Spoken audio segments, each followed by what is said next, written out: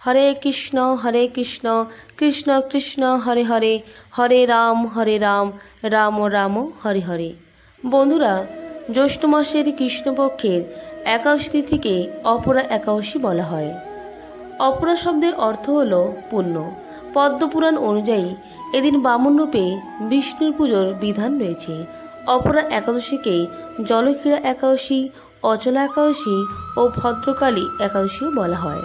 মনে করা হয় অপরা একাদশী ব্রত করলে বিষ্ণু মনুষ্য জীবন থেকে সমস্ত দুঃখ ও সমস্যা দূর করে অপার পুণ্য প্রদান করে থাকেন।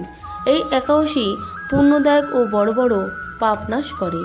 অপরা একাদশী ব্রতের প্রভাবে ব্রহ্মহত্যা, ভূজনী, অন্যের নিন্দা, পরস্ত্রীগমন, মিথ্যা সাক্ষী, মিথ্যা ভাষণ, মিথ্যা শাস্ত্রপাঠ অথবা রচনা, মিথ্যা জ্যোতিষশাস্ত্রীয় ব্যাখ্যা বা মিথ্যা বৈধ হওয়ার পাপ করলে তা নষ্ট হয়। তাই অনেকে হয়তো এই অপরা একাদশী ব্রত পালন করছেন, আবার অনেকে হয়তো কোনো কারণবশত এই ব্রত পালন করতে পারছেন না। তাহলে অবশ্যই আপনারা অপরা একাদশী ব্রত কথা পাঠ বা শ্রবণ করে ভগবান শ্রী হরির উদ্দেশ্যে ভক্তি সহকারে যদি একটি ঘিয়ের প্রদীপ প্রজ্বলন করেন এবং শ্রীকৃষ্ণের চরণে দুটি তুলসীপত্র অর্পণ করতে পারেন, তাহলে এই ব্রতের পূর্ণফল অনেকাংশে লাভ করা যায়। আবার বলা হয় যে ব্রত তখনই সম্পূর্ণ হয় যখন আপনি এই ব্রত কথা পাঠ বা শ্রবণ করবেন, নয়তো এই ব্রতের পূর্ণফল লাভ করা যায় না। তাই আজকের এই অপরা একাদশী দিনে অবশ্যই একবার হলেও শ্রবণ বা পাঠ করবেন অপরা একাদশী ব্রত কথা। আপনার প্রত্যেকের সঙ্গে থাকুন এবং শ্রবণ করুন। মহারাজ যুধিষ্ঠির শ্রীকৃষ্ণকে বললেন, হে কৃষ্ণ, জ্যৈষ্ঠ মাসের কৃষ্ণপক্ষিয়া একাদশীর নাম কি এবং তার মাহাত্ম্যই বা কি? আমি শুনতে ইচ্ছা করি, আপনি অনুগ্রহ করে তা বর্ণনা করুন। শ্রীকৃষ্ণ বললেন, হে মহারাজ, মানুষের মঙ্গলের জন্য আপনি খুব ভালো প্রশ্ন করেছেন। বহু পুণ্য প্রদানকারী, মহাপাপ বিনাশকারী ও পুত্র দানকারী এই একাদশী অপরা নামে খ্যাত। এই ব্রত পালনকারী ব্যক্তি জগতে প্রসিদ্ধি লাভ করে থাকেন। ব্রহ্মহত্যা, গোহত্যা, ভ্রূণ হত্যা, পরনিন্দা, পরস্ত্রীগমন, মিথ্যা ভাষণ প্রভৃতি গুরুতর পাপ এই ব্রত পালনে নষ্ট হয়ে যায়। যারা মিথ্যা সাক্ষ্য দান করে, ওজন বিষয়ে ছলনা করে, শাস্ত্রের মিথ্যা ব্যাখ্যা প্রদান করে থাকেন, জ্যোতিষের মিথ্যা গণনা ও মিথ্যা চিকিৎসায় রত থাকে, তারা সকলেই নরক যাতনা ভোগ করে।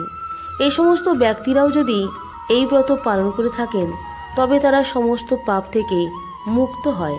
ক্ষত্রিয় যদি স্বধর্ম ত্যাগ করে যুদ্ধক্ষেত্র থেকে পালিয়ে যায় তবে সে ঘোরতর নরকগামী হয়, কিন্তু সেও এই ব্রত পালনে মুক্ত হয়ে স্বর্গগতি লাভ করে।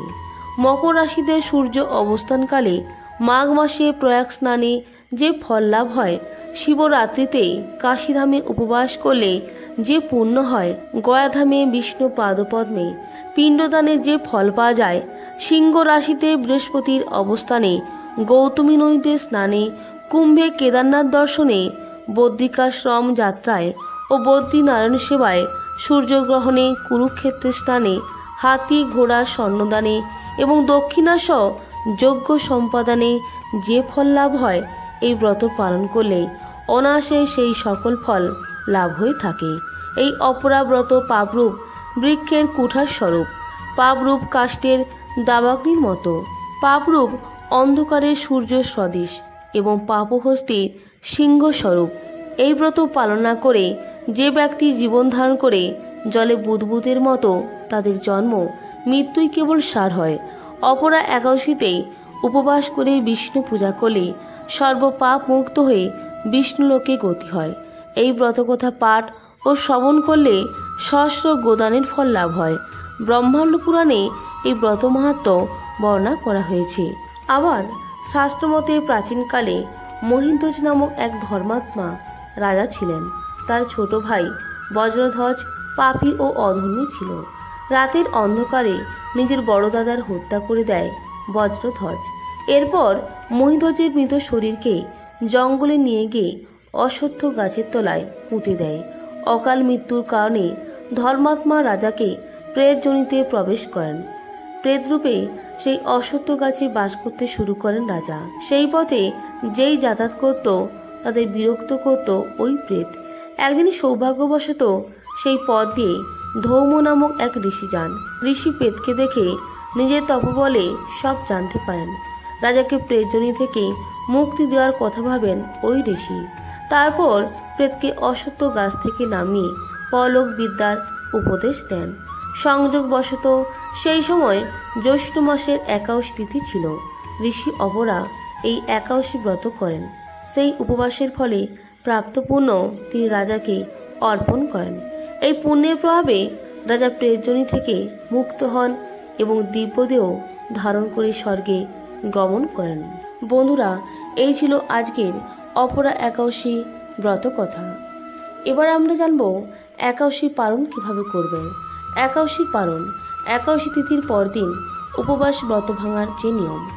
৮১ পঞ্জিকা অথবা বৈষ্ণব পঞ্জিকাতে ৮১ পারণের যে নির্দিষ্ট সময় দেওয়া থাকে, সেই সময়ের মধ্যে পঞ্চ রবিশস্য ভগবানকে নিবেদন করে প্রসাদ গ্রহণ করে ৮১ ব্রত ভাঙতে হবে, নতুবা ৮১ কোনো ফল লাভ হবে না। তাই আপনারা পারণের যে নির্দিষ্ট সময় থাকে সেই সময়ের মধ্যেই পালন করে নেবেন। আপনারা প্রত্যেকে ভালো থাকবেন, সুস্থ থাকবেন। নমস্কার, ধন্যবাদ। ঈশ্বর আপনার মঙ্গল করুক। হরে কৃষ্ণ।